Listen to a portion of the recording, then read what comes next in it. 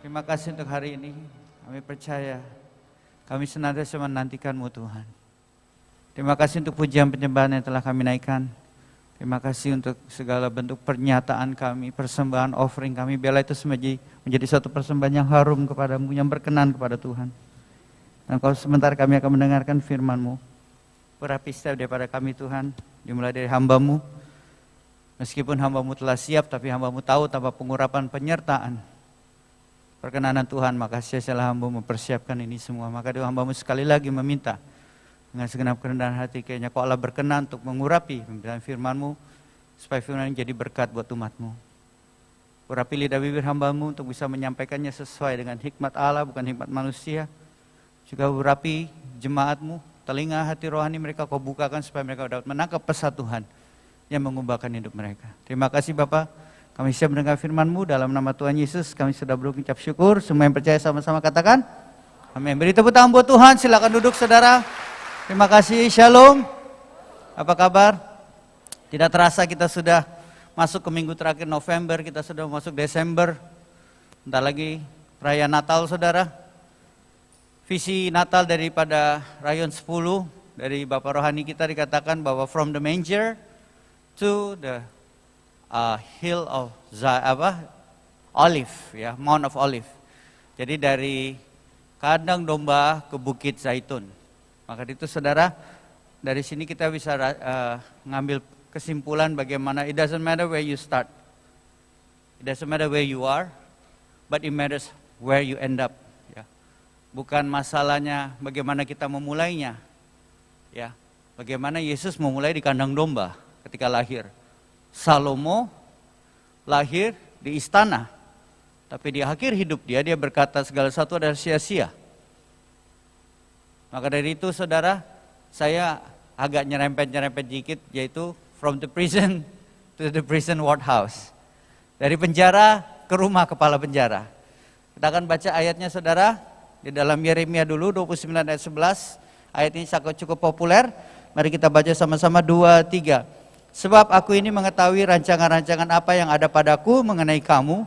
Demikianlah firman Tuhan, yaitu rancangan damai sejahtera dan bukan rancangan kecelakaan, untuk memberikan kepadamu hari depan yang penuh harapan. Nah saudara, ayat ini luar biasa. Ayat ini luar biasa indahnya. Tetapi sesuatu saudara tahu bahwa ayat ini ditulis seorang nabi yang melihat bangsa Israel ditawan kepada kerajaan Babilonia. Jadi sangat-sangat ayat ini sebetulnya ironis sekali saudara. Ini berkata bahwa rancangan ini bukan rancangan kecelakaan, rancangan damai sejahtera, tapi di depan mata yang kelihatan adalah apa? Bangsa Israel diangkut ke pembuangan, ke kerajaan Babilonia. Nah maka itu saudara, saya percaya yang dimaksud di sini adalah bukan rancangan kecelakaan, tetapi di dalam bahasa aslinya, di dalam terjemahan beberapa saudara, di dalam King James dikatakan not evil plan, bukan rencana jahat. Di dalam NIV dikatakan not to harm you, bukan untuk mencelakakan. Rencana Tuhan bukan untuk mencelakakan kita. Meskipun dalam realita, dalam nyatanya sepertinya kok nggak enak, sepertinya kok nggak bagus. Tapi yang dimaksud di sini bukan untuk mencelakakan kita. Nah maka itu saudara, saya akan membawa saudara ke Kisah Para Rasul pasal yang ke-16, suatu peristiwa di mana Paulus dan Silas saudara. Saya mengajak saudara untuk kita sama-sama berjalan bersama-sama Paulus dan Silas di dalam Kisah Para Rasul pasal 16 ini. Dan kita seolah-olah melihat bersama-sama dengan dia dan kita lihat apa yang terjadi kepada kehidupan mereka. Dan saya berharap saudara bisa menangkap daripada apa yang terjadi antara Paulus dan Silas dan kita aplikasikannya dalam kehidupan kita. Di saudara, di dalam Kisah Para Rasul pasal 16 ini ada 3 bagian. Ada 3 bagian dan bagian yang pertama atau poin pertama saudara, yang mau saya tekankan adalah apa? Yaitu kita harus receive the calling, menerima panggilan Tuhan. Jadi kalau Tuhan telepon tolong diangkat ya. Jangan dicuekin, jangan dipencet no, jangan voice message. Ya kita baca ayatnya saudara. Di sini kita baca sama-sama. 2, 3. Mereka melintasi tanah Frigia dan tanah Galatia karena Roh Kudus mencegah mereka untuk memberitakan Injil di Asia. Stop sampai di sini, perhatikan. Di mana ini dimulai dengan ketika mereka ingin melayani ke suatu tempat. Mereka ingin penginjilan ke Asia. Tetapi apa yang terjadi di sini di ayat yang ke-6 dikatakan Roh Kudus mencegah mereka untuk memberitakan Injil di Asia. Di ayat yang ke-7 dikatakan Dan setibanya di Misia, mereka mencoba masuk ke daerah Bitinia, tetapi Roh Yesus tidak mengizinkan mereka. Jadi mereka sudah ingin masuk ke Asia, nggak dikasih. Mau pelayanan ke Bitinia, jelas-jelas pintu ditutup. Roh Yesus mencegah mereka. Kenapa saudara? Karena ternyata Tuhan punya rencana yang lain. Di dalam ayat yang ke-8, setelah melintasi Misia, mereka tiba di Troas. Ayat 9, pada malam harinya tampaklah oleh Paulus suatu penglihatan, ada seorang Makedonia berdiri di situ dan berseru kepadanya, katanya, menyeberanglah kemari dan tolonglah kami. Jadi saudara, dari sini kita bisa lihat Allah menutup satu pintu, dia membuka pintu yang lain. Bagaimana dengan kehidupan kita saudara? Ketika kita mengalami namanya pintu ditutup. Saudara, tidak semua serta-merta ketika pintu ditutup kita berdoa, Tuhan bukakan pintu ini. Tuhan percaya bahwa kami akan menerobos pintu ini. Kita akan hancurkan pintu ini. Puji Tuhan saudara. Ada saat-saat tertentu Tuhan memberikan kekuatan untuk saudara bisa membuka pintu dan menerobos pintu itu. Tapi saat-saat tertentu saudara, kadang-kadang ada saatnya ketika pintu ditutup di depan kita. Ketika kita melakukan sesuatu tapi dihalangi. Ketika kita ingin melakukan sesuatu atau membuat sesuatu atau memulai sesuatu, sepertinya pintu itu ditutup. Ketika sepertinya kita dihalangi untuk mendapatkan apa yang kita mau. Bukan serta-merta kita harus terus berdoa, meminta-minta, ngotot saudara. Bukan. Kita harus peka sama suara Tuhan. Mungkin ada saatnya memang kita harus terobos, tapi ada saatnya kita mendengar. Aku menutup pintu itu karena aku membuka pintu yang lain. Kalau kita lihat di sini saudara, dikatakan bahwa pintu ke Bitinia ditutup, Asia ditutup, dicegah. Tetapi pintu yang lain dibuka, Makedonia. Nah karena saudara kita perhatikan ayat yang ke-10, mereka menerima panggilan ini. Di ayat yang ke-10 dikatakan apa? Setelah Paulus melihat penglihatan itu, segera kami mencari kesempatan untuk berangkat ke Makedonia, karena dari penglihatan itu apa saudara? Kami menarik kesimpulan bahwa Allah telah memanggil kami untuk memberikan Injil kepada orang-orang di sana. They received the calling. Bukan rancangan mereka yang mereka jalanin. Mereka maunya ke Asia, ke Bitinia, tetapi Tuhan punya rencana lain. Rancanganku bukan rancanganmu, kata Tuhan. Rancanganku jauh lebih baik. The best, yang Yeremia 29 ayat 11 tadi yang kita baca. Damai sejahtera, masa depan penuh pengharapan. Bukan ke Bitinia, ke Makedonia. Kadang-kadang saudara ketika saudara mengalami suatu hal yang tertutup, saudara perlu peka, dengarkan suara Tuhan, mau kemana? Apakah harus terus meminta, terus mau terobos berharap pintu ini dibuka? Atau ternyata Tuhan membuka pintu yang lain? Jangan kita berfokus kepada pintu yang tertutup, sehingga kita miss pintu yang terbuka. Kita miss dan tidak memperhatikan bahwa ada pintu terbuka yang Tuhan bilang, ini lewat sini aja. Ini poin yang pertama saudara. Receive the calling, menerima panggilan Tuhan. Ini bagian pertama. Nah kita akan masuk ke bagian yang kedua. Nah bagian yang kedua saudara adalah apa? Stick to the calling. Tetap tinggal di dalam panggilan Tuhan. Tetap tinggal di dalam panggilan yang Tuhan berikan buat saudara. Saya percaya setiap daripada kita sudah dipanggil oleh Allah, mendapat panggilan khusus oleh Allah. Saya percaya setiap daripada kita di sini mendapat suatu panggilan khusus buat Allah. Entah itu di dunia bisnis, entah itu di dunia pendidikan, dunia hukum, politik, dimanapun saudara. Masing-masing mempunyai panggilan khusus masing-masing.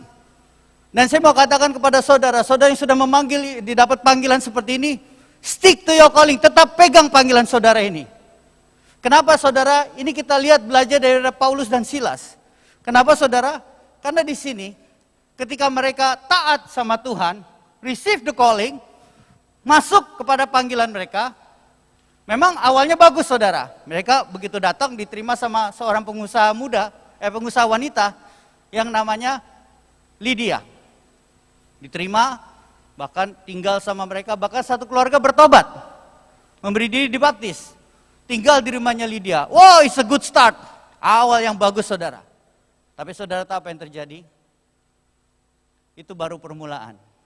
Dan akhirnya mereka saudara masuklah kepada suatu ujian. Apa itu? Ternyata di sana saudara dikatakan, kami pergi ke tempat sembahyang, kami bertemu dengan seorang hamba perempuan yang mempunyai roh tenung. Dengan tenungannya tuan-tuannya memperoleh penghasilan besar. Jadi ternyata zaman Paulus dulu dukun-dukun punya bos, saudara. Ya dukun-dukun masih punya bos. Kalau sekarang bos-bos besar yang punya dukun. Kebalikan, nggak bercanda ya. Di sini nggak ada lah ya. Yang takut akan Tuhan. Jadi di sini dikatakan dukun ini akhirnya membuat kaya bosnya. Dan apa yang dilakukan orang dukun ini, saudara? Dia mengakui Paulus dan Silas. Jadi saudara, Paulus dan Silas berjalan, di belakang dia bilang, mereka ini adalah hamba Allah yang maha tinggi. Mereka ini adalah hamba Allah yang diurapi. Dengarkanlah mereka. Mereka ini adalah akan menunjukkan kamu jalan yang benar. Oh, berkata-kata yang bagus seperti itu, saudara. Keren gak, saudara? Sebetulnya oke juga lah. Kalau saya jadi Paulus mungkin, bayangin kalau saya lagi jalan terus di belakang, lihatlah ini Andre. Dia keren banget, diurapi Tuhan. Dia usahanya sukses. Lihat ini, dia akan menunjukkan kamu jalan benar. Saya mungkin yang jalannya tadinya gini, jalannya mulai gini. Ya, thank you. Diperkenal, lihat ini Andre, dia hamba Tuhan luar biasa diurapi. Terima kasih ya. Tapi masalahnya saudara, ini 3 hari saudara. 3 hari, ini hamba Tuhan, pagi sarapan ini hamba Tuhan, makan siang ini hamba Tuhan, terus sepanjang hari. 3 hari saudara, lama-lama bosan juga ya. Akhirnya saudara apa yang terjadi? Paulus dan Silas tegur. Diusir, dalam nama Yesus keluar kau. Nah, roh tenungnya keluar. Hilanglah powernya. Dia tidak lagi bisa menjadi dukun. Karena tidak bisa menjadi dukun, bosnya kehilangan penghasilan. Karena kehilangan penghasilan, mereka marah sama Paulus dan Silas. Disidang lah, bukan disidang saudara. Dikumpulin dan dituduh. Dikatakan apa? Saya baca 21.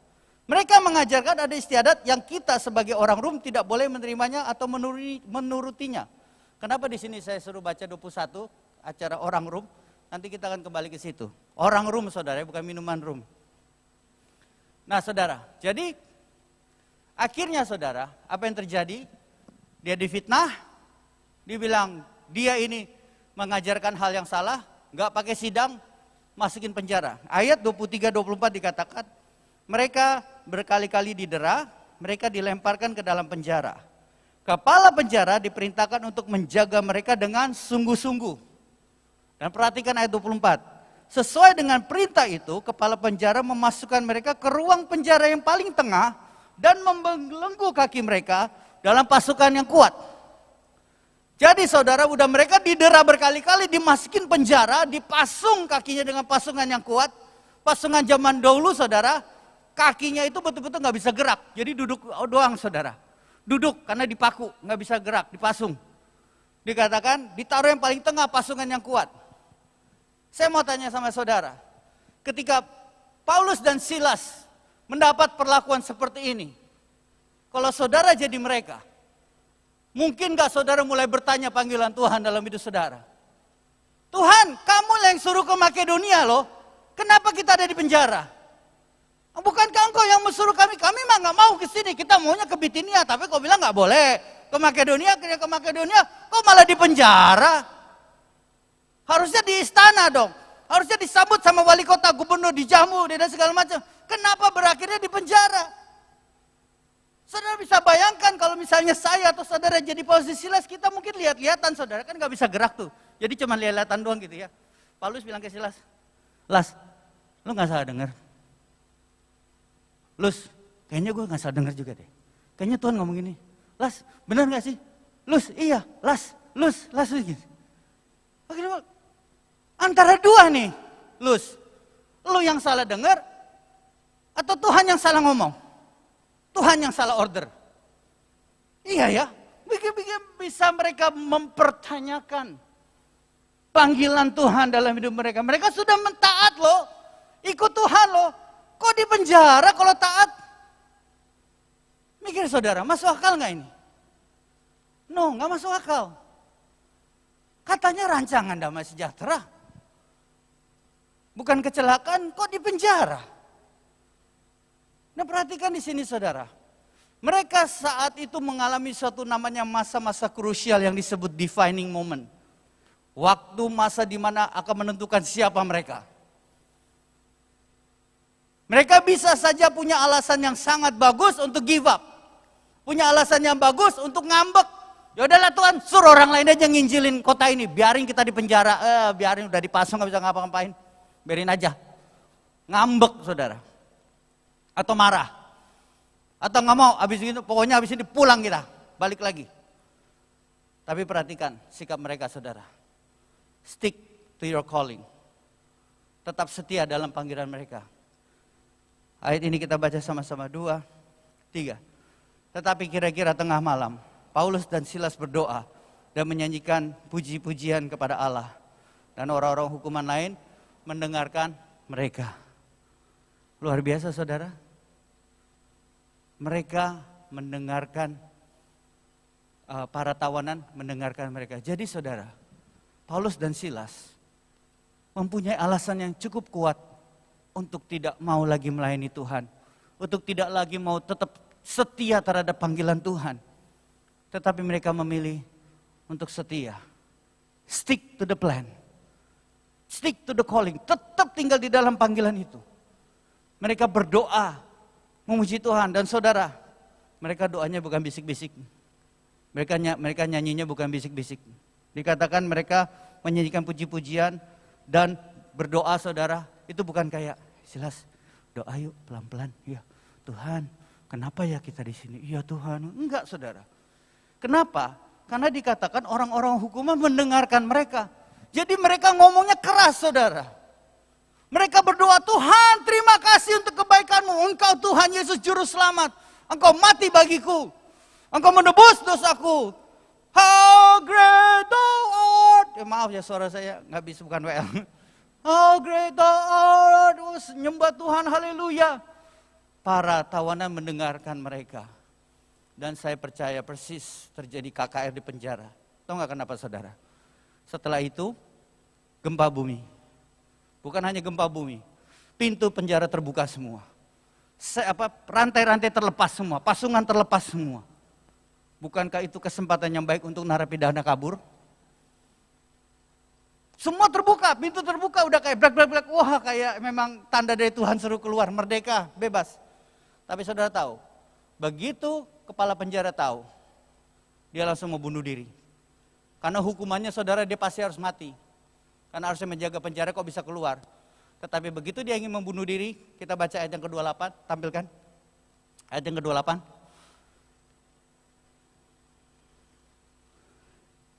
Di ayat yang ke-28 dikatakan, tetapi Paulus berseru dengan suara nyaring, katanya, jangan celakakan dirimu, sebab kami semuanya masih ada di mana? Di penjara. Kok bisa di penjara? Nggak salah dah. Apa yang membuat para narapidana, ingat loh, narapidana bukan orang baik-baik loh, ya kan? Jelas nama juga narapidana, yang jelas orang salah. Ya, kecuali yang difitnah, yaitu 1-2. Bayangin saudara, dia orang-orang narapidana melihat kesempatan terbuka, tetapi tidak ada satupun yang meninggalkan gereja lagi, meninggalkan penjara. Mereka tetap di dalam penjara. What makes it more interesting to stay in the prison than outside? Kenapa yang membuat mereka lebih tertarik tinggal di dalam penjara daripada di luar?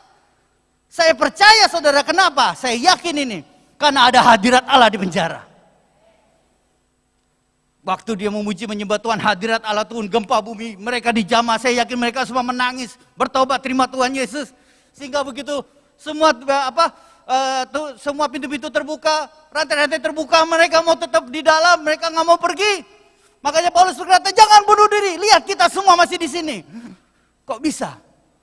Hadirat Allah ada di dalam penjara. Dan saudara tahu akhir ceritanya, kepala penjaranya datang tersungkur dengan gemetaran. Dikatakan, apa yang harus aku perbuat untuk selamat? Paulus berkata apa? Terimalah Tuhan Yesus, maka kamu akan diselamatkan dan seluruh rumahmu. Dan kita lihat saudara apa yang terjadi. Mereka dimuliakan dari panggilan itu. Ketika mereka menerima panggilan Tuhan, mereka tetap setia terhadap panggilan Tuhan. Dan pada akhirnya yang ketiga, mereka dimuliakan dari panggilan mereka. Kita lihat saudara ayatnya. Setelah dia tersungkur, gemetar. Dikatakan apa? Pada jam itu juga kepala penjara membawa mereka dan membasuh bilur mereka. Yang tadinya suruh siksa, dera, pasung yang kuat, nggak boleh pokoknya jaga basi. Akhirnya, mana yang sakit Paulus? Mana lukanya sini aku elap, ambil ini apa, obat merah, apa namanya tuh, obat, yang pokoknya obat lah dilap. Bukan tidak sampai di situ saja saudara. Ayat berikutnya dikatakan, lalu ia membawa mereka ke rumahnya kepala penjara. Dan bukan hanya itu, menghidangkan makanan kepada mereka. Dari di penjara saudara, sampai ke rumah kepala penjara, disambut dan dilayani dengan baik, diberikan makanan saudara. Berawal dari penjara, berakhir di rumah kepala penjara. Tidak sampai di situ saudara. Belum sampai di situ. Sudah ditarik dari penjara, lukanya dibasuh sama kepala penjara, ya sampai mungkin sujud-sujud, dihidangkan. Setelah itu apa saudara? Apa yang terjadi? Akhirnya dia disuruh pulang. Dibebaskan besoknya. Kamu pergilah. Paulus bilang enak aja loh. Suruh pergi. Harusnya seneng kan? Keluar dari penjara? Enggak, enak aja. Paulus bilang, kenapa? Kalian ini mendera kita berkali-kali. Ya. Kamu mendera kita berkali-kali tanpa melakukan sidang. Jadi ternyata saudara, tahu apa yang terjadi? Peraturan Romawi saudara, orang Roma tidak boleh dimasukin penjara sebelum disidang. Tetapi Paulus dan Silas baru difitnah, langsung didera, langsung masukin penjara tanpa disidang. Di sini dikatakan apa?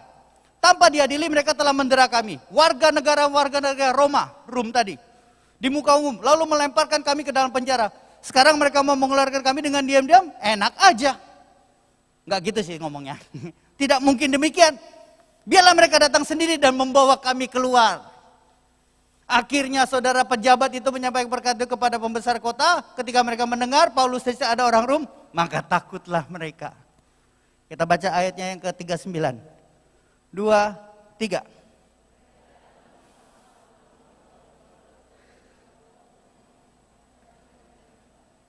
Mereka datang minta maaf lalu membawa kedua rasul itu keluar memohon mereka meninggalkan kota itu.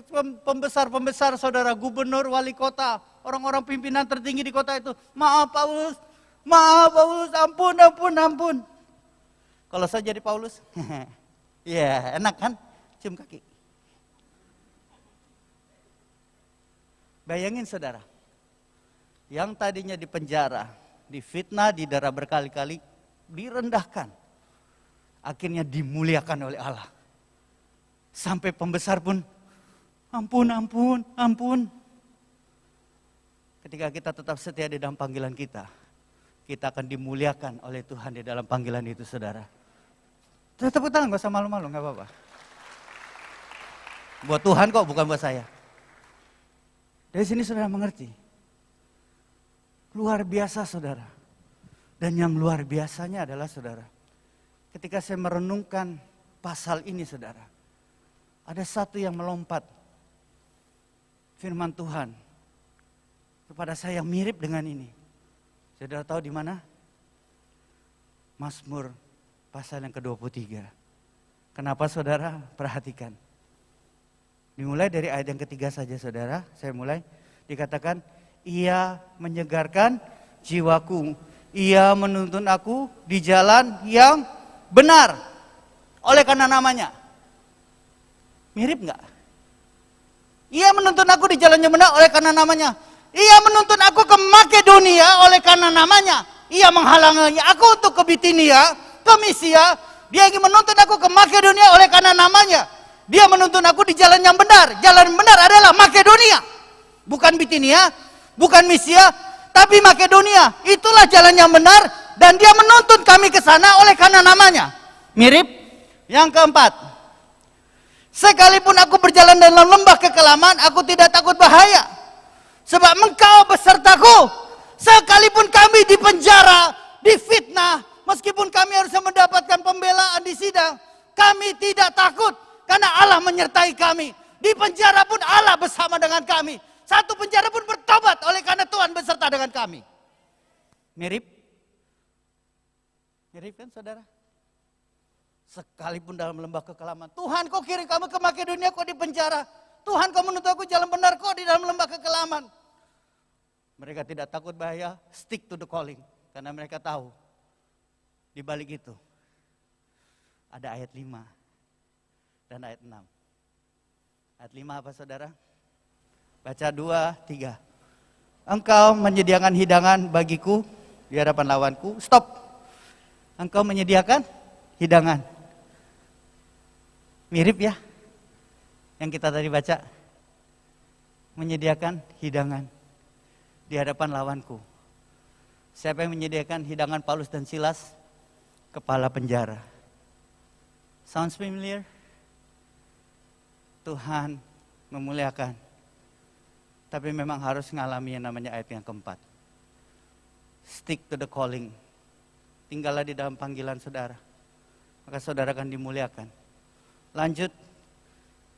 Dia mengurapi kepalaku dengan minyak.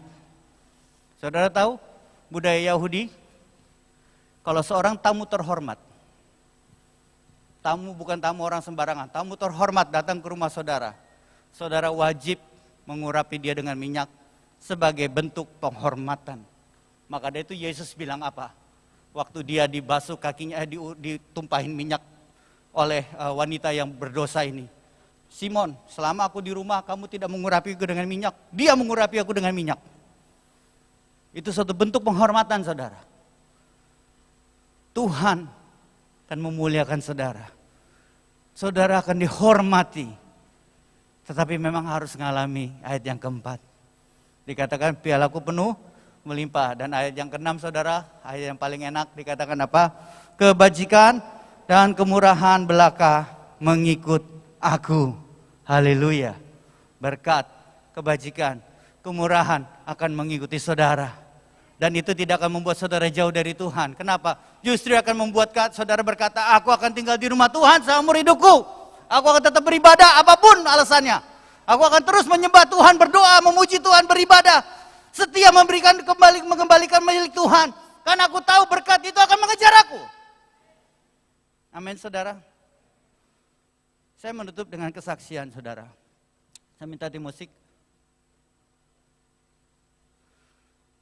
Waktu Bapak Rohani, Pastor Hani berkata kepada gereja, saya ingat waktu masuk bulan Juli, Pastor Hani bilang, kita memasuki semester kedua di tahun 2020. Tidak terasa sudah waktu itu bulan Juli saudara, saya ingat. Kita masuki semester kedua.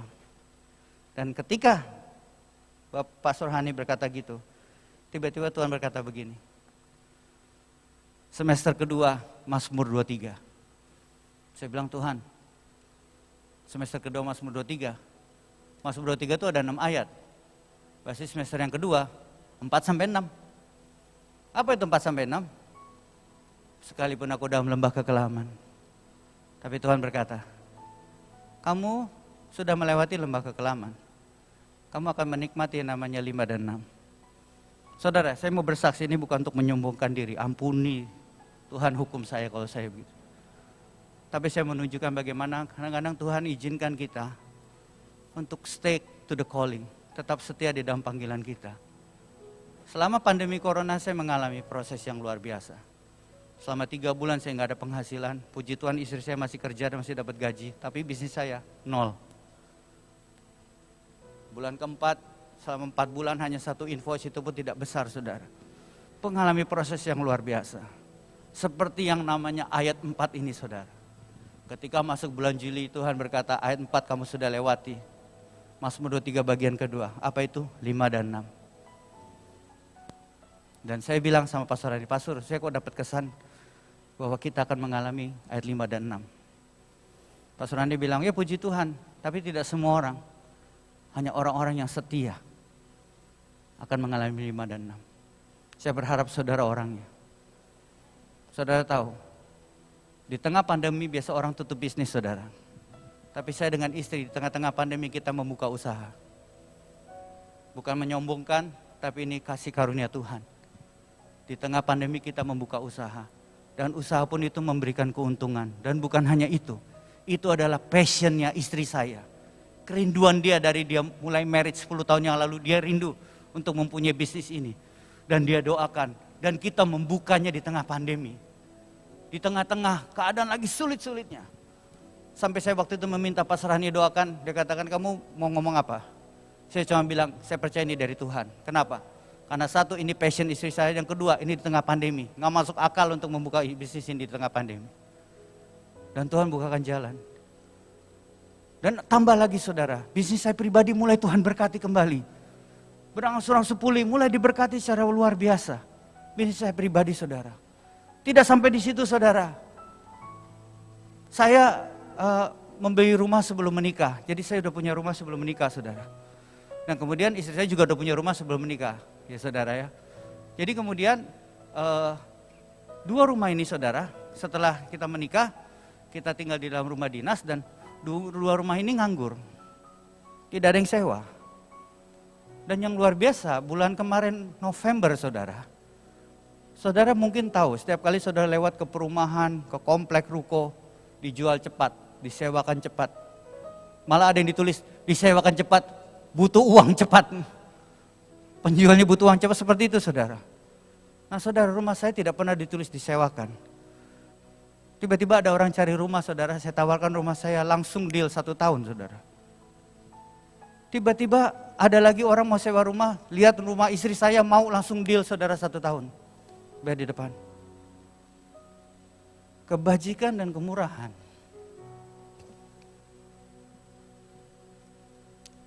Akan mengikuti kita. Tapi jangan membuat kita jauh dari rumah Tuhan. Saya mengucap syukur saudara mau datang di tempat ini. Butuh pengorbanan saudara. Ketakutan, kekhawatiran, virus dan segala macam. Tapi saudara berkata, aku mau diam di rumah Tuhan. Nggak nyampe 2 jam kok. Dan saya percaya, ayat 5 dan 6 akan menjadi milik saudara. Mari kita bangkit berdiri, kita angkat pujian. Sekalipun aku dalam lembah gelap, ku tak takut sebab kau besertaku. Sekalipun badai topan datang menerpa, ku tak gentar sebab kau di sisiku.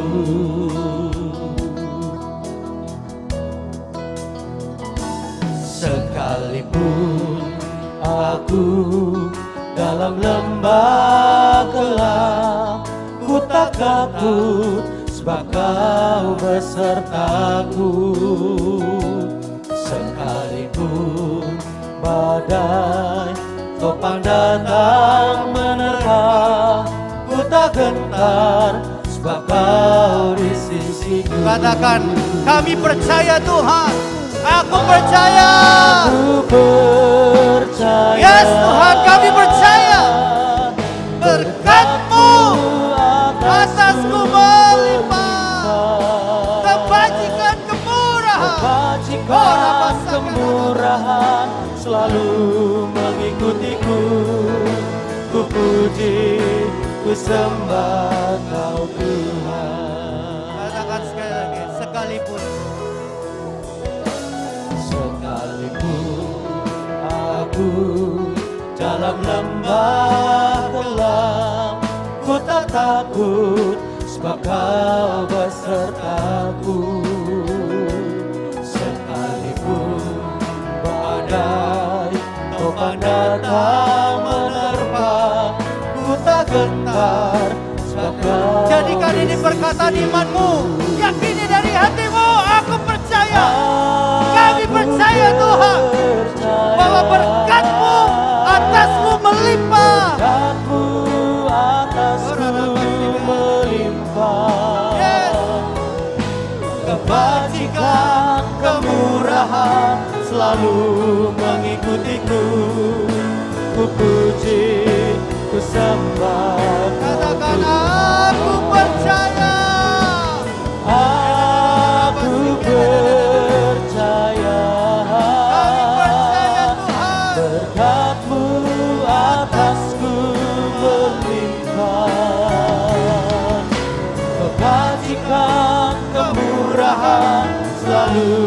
mengikutiku.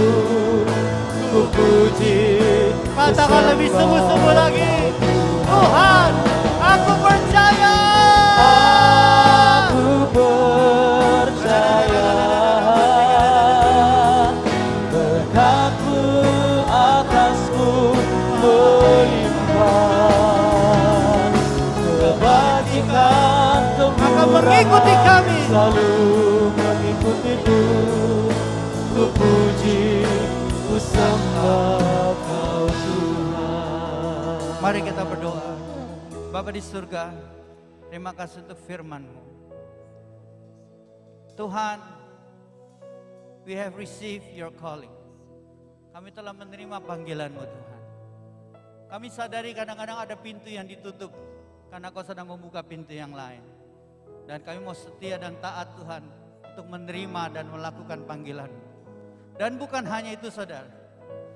Ketika kami mengalami jalan yang buntu, mengalami jalan yang sulit, yang sukar, penderitaan, penjara, kesukaran, kami akan tetap setia terhadap panggilan-Mu Tuhan. Kami akan terus setia. Karena kami tahu Tuhan, di balik ayat 4, di balik penjara, Engkau akan memuliakan kami. Engkau akan menyediakan hidangan di dalam lawan-lawan kami. Engkau mengurapi kami. Dan kebajikan kemurahan akan mengikuti kami. Seumur hidup kami. Dan tidak akan membuat kami takut. Tidak akan membuat kami menjauh dari Tuhan. Justru membuat kami dekat pada Tuhan. Saudaraku, dimanapun kau berada, it doesn't matter where you start. Tidak peduli dari mana kau memulai. It doesn't matter where you are right now. Tidak peduli kau saat ini di mana. Tapi yang penting ada where you end up, di mana kau akan mengakhirinya. Dan mengakhirinya adalah pemuliaan daripada panggilan itu dalam hidupmu. Kalau saudara mau, angkat tangan saudara. Dalam nama Tuhan Yesus Kristus, engkau melihat tangan-tangannya terangkat Tuhan. Where they are right now Tuhan, di mana mereka saat ini atau dimulai dari mana mereka memulainya. Tapi yang terpenting biarlah mereka setia terhadap panggilan-Mu. Kuatkan mereka Tuhan, urapi mereka Tuhan.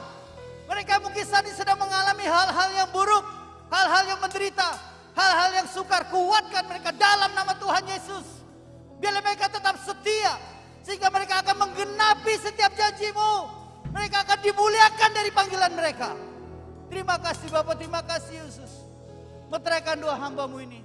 Sempurnakan pemberitaan firman-Mu. Dalam nama Tuhan Yesus Kristus, haleluya.